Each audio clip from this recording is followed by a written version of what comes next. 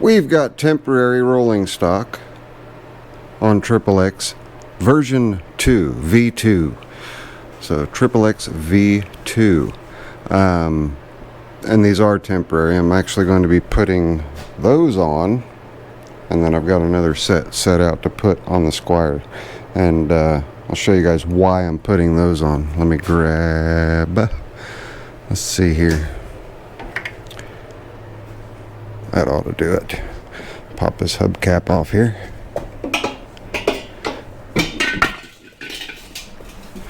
Now, these are mounted backwards, but when you flip them around, they're just kind of a neat looking wheel.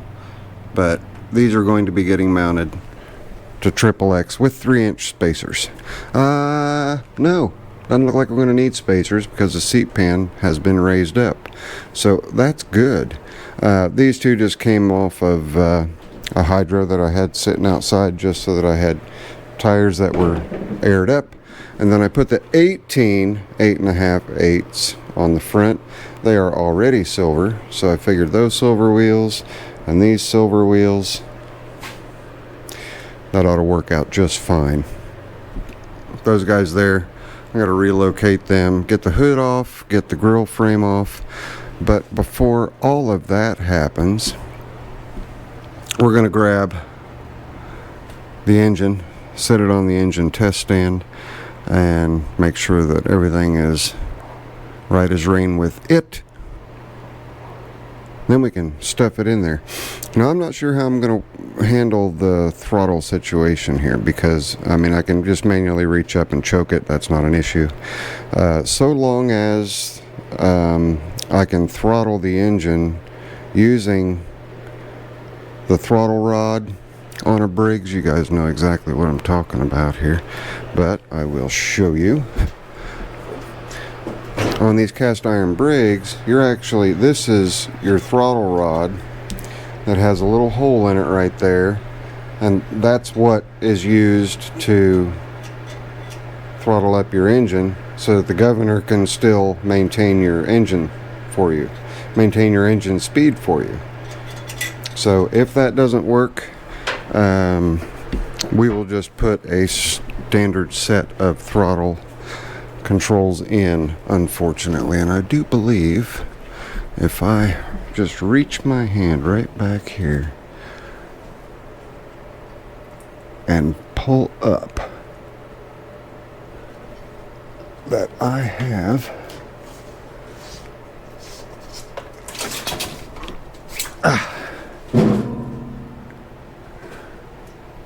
a set of throttle controls. That has a broken knob, but that's okay. I think there's a second set up there. But anyway, we can just use these, or the other set that's sitting up there. That's why Zippo never throws anything away. And he didn't alter anything in the dash as far as those cable controls go. In fact, one of these sets of throttle controls actually came off of this 64 Landlord back in the day. So anyway, that's enough of that. Let's get that engine on the test stand, see if we can't get it running and make sure it's going to be alright to stuff in here. Well, this is my level of confidence. I know this engine's going to start. No sense putting it on the starting stand, right? Engine test stand. I will tell you guys, when you're putting these in a Simplicity, make sure you've got one of those fancy little T-bolts and put it in that hole. Mainly because it's pert near impossible to get anything in there to hold a regular bolt in place. We're just going to set it down in there. So if you guys are ready, I'm ready.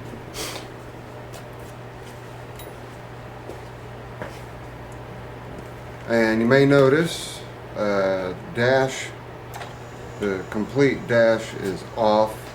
Found an easier way to combat a number of different changes that Ron Biggie Rat made.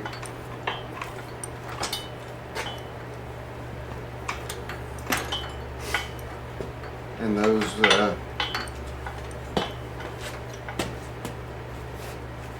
changes were just, it was going to be more work than it would be to just grab another dash.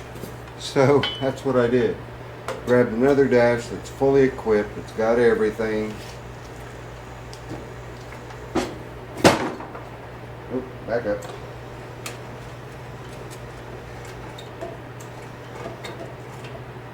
I always forget, I've got to snake this oil fill down here, down into the hole.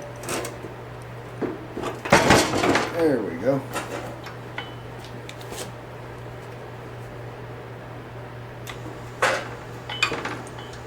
On just that easy. The motor's sitting in place. Now we can temporarily hook it up. Make sure that it runs. Just throw a couple bolts in it so it won't run away.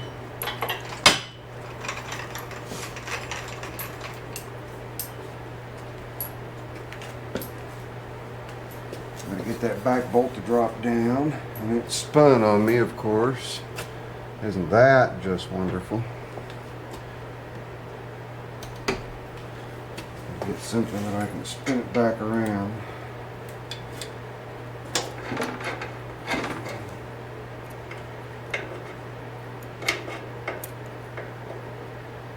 There we are. Now,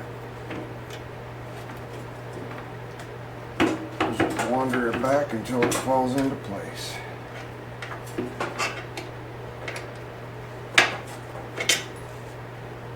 Almost.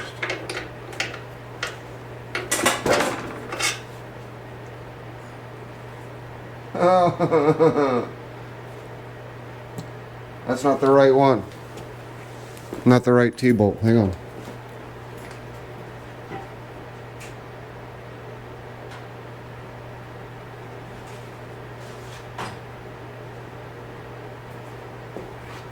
That would be the correct T-bolt, but as you can see, this one's bent, so I've got to work on that one just a little bit, or try to find another one. So the one that I put in there is, and it's not a problem. I can tilt the engine back at this point and still get the other one out and put another one in. It's when you go to put the bolt on that you have your issues, but that one got really bent. I don't even know why I kept that. Let me get that switched out, and I'll throw another bolt in so that we can get this engine hooked up to some fuel and give her a quick start, make sure she's going to be alright. So hang on. Alright, I'm going to walk in front of you because I have to.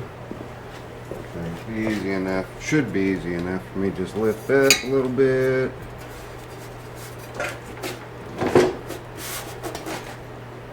Reach under there and pop that old one out.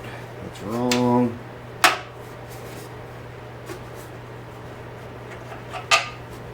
Right there. And get the right one in.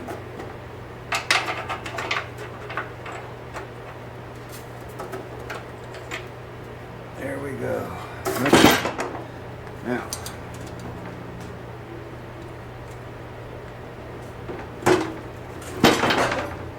Right down in the hole.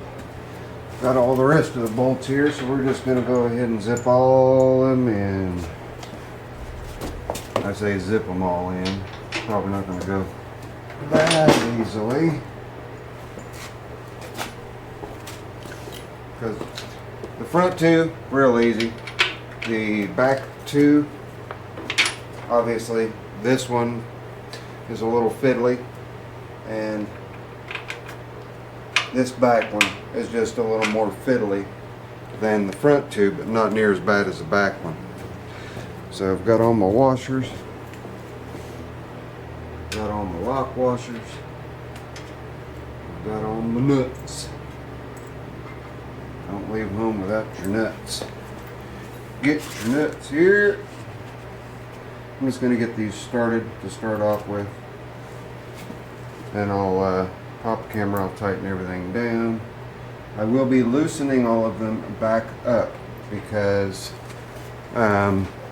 when we go to align the drive shaft, we have to make sure that everything is loosey-goosey so that it'll all line up. All I'm doing there is just holding it down so I can get the bolt started. Nut started, excuse me, not bolt, nut. On nuts. I dropped one of the lock washers.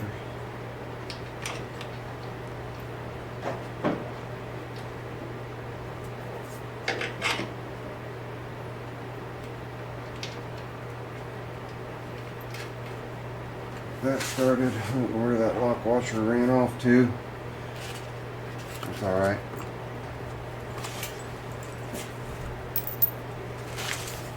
It'll show itself. Might show itself a little easier if I. There it is. Right here in front. Not sure how much you guys are actually looking at right now, so yeah, you can still pretty much see everything.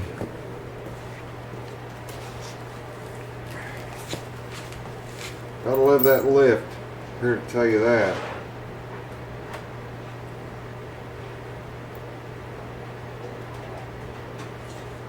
There are also axle stops, which just stop the amount of pivoting that the axle does that usually go on the front. I'm not worried about those right now.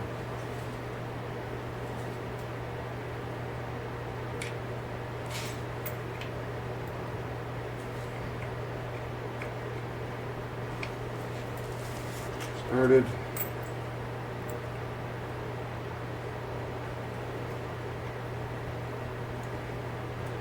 And you do have some stuff in your way when you're putting these front ones on, but it's not too bad.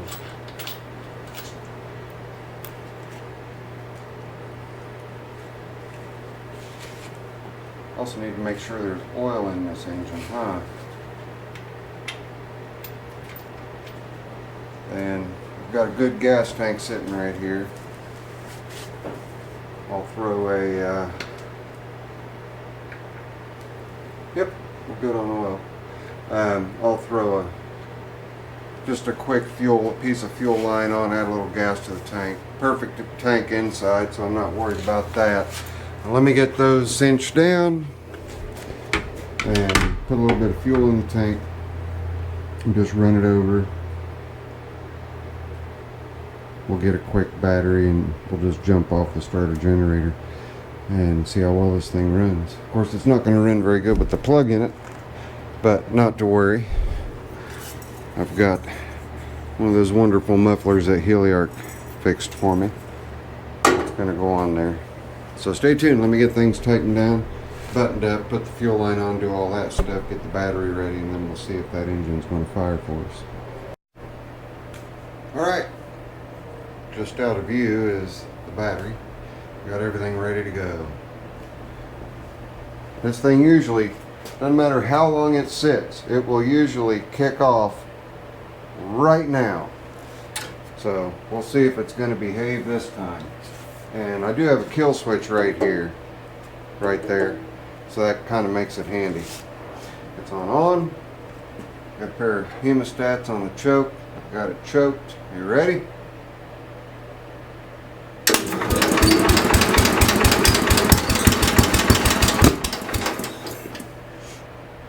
Hang on. The hemostats fell off. Let's try again.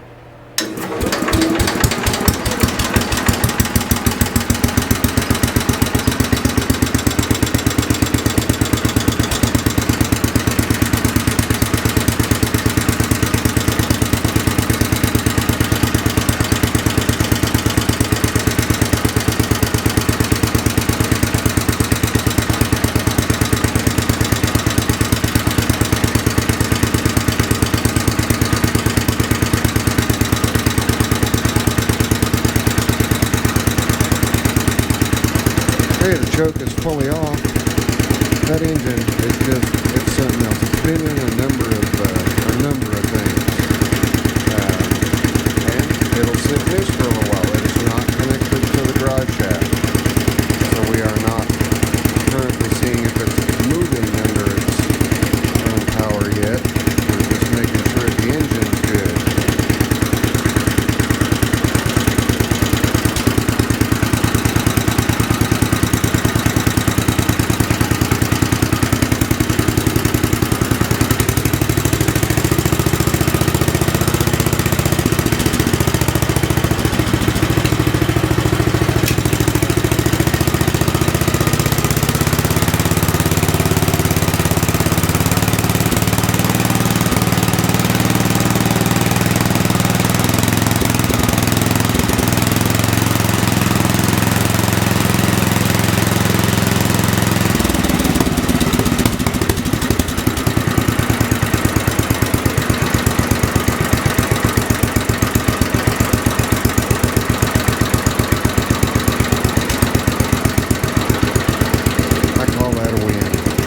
Gotta love the cast iron brakes and even the cast iron holders.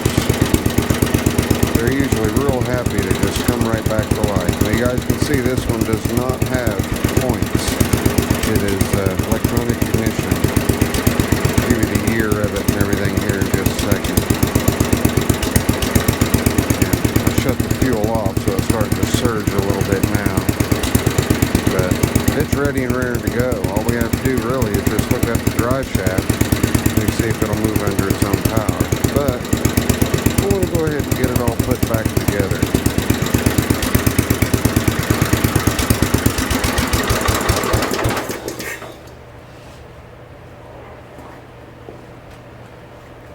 Now let me show you. This is the dash that was on there with the throttle lever. Okay. The throttle levers, it can work, but I won't be able to use my choke. So, like I said in the earlier part of this video, I have had a couple of different sets of throttle cables as I'm trying to make one good set out of those. And then I got to looking at the dash, and the dash is missing the starter button, missing the throttle controls. It's missing all kinds of stuff in it. So I thought, do I have one that has everything in it?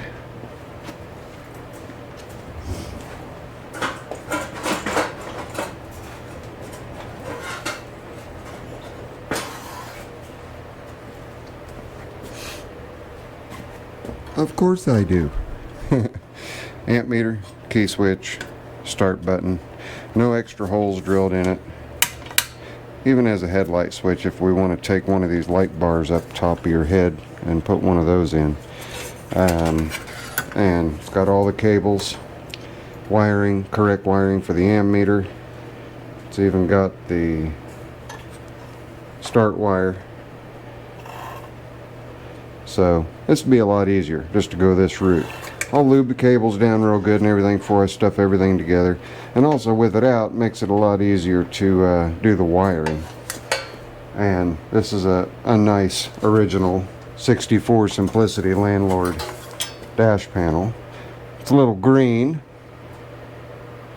Green with envy that it's... no, this one's not green with envy. This one should be green with joy. But this is the one that's going to go on.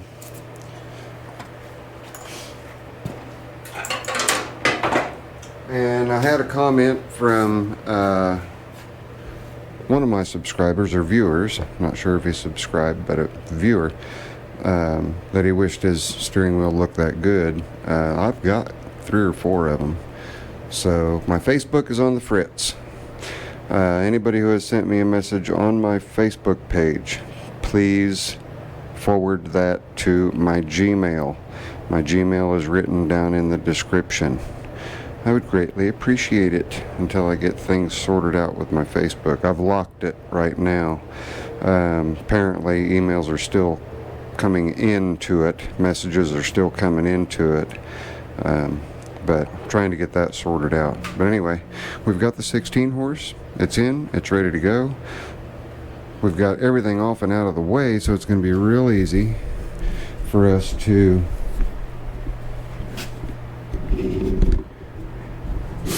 connect the drive shaft. right here. In fact, if we wanted to, we could even throw a hydro lift in this thing, but it is missing the rock shaft.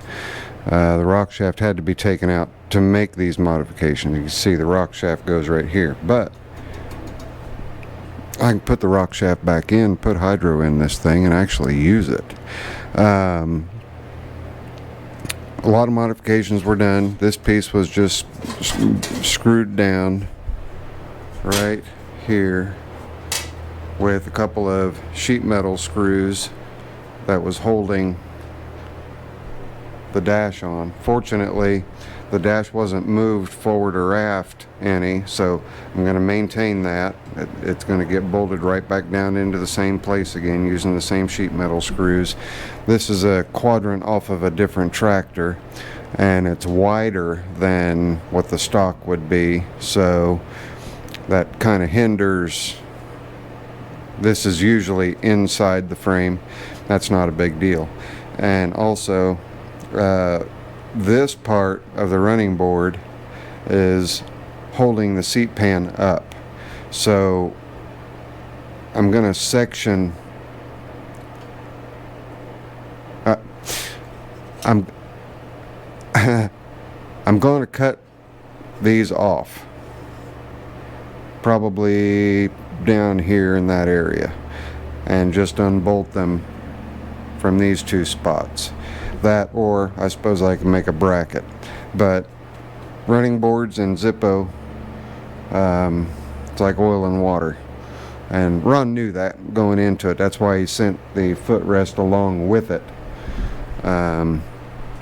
Fortunately, all the cage nuts are all still in place all over it, which is really uncommon. The only one that's missing is that one right there and that one over there. But like I say, this is the wrong shift quadrant. This is the wrong tunnel piece for these tractors. So ordinarily this piece would comes up a decent ways because it has a little capture on it that the shift linkage rides through. But our steering knuckle is the later model. You can see it's the pie instead of being the one big complete round gear and a small pinion gear. It's the one piece instead of the two piece. I like that. These are just a little more durable. Looks like a little bit of welding was done on it, but there's not very much play in it at all. It's got a later model drag link on it. No big deal. I don't care about that. It's got a later model. It's got the right front axle. It just has a later. Well, no, it doesn't either. No, it's got a later model axle on it too, because the you can see how the kingpin tubes right here, they are slightly angled in so that the tires are angled out, and on the later model axles they were just straight up and down. You can see these are just straight up and down, and the spindles are also straight. But I have about 3 sheets of paper's worth of clearance right there, but it does clear it. So what do you guys think so far? I'm digging it. Alright, that's it. There is what we will officially call part 1 of XXX-V2 coming to completion. It's your friendly neighborhood Zippo. If you like this, you can subscribe right there. There's a random video here, another one over here. It's quitting time. Catch you guys on the next one. Later. I'm out of here.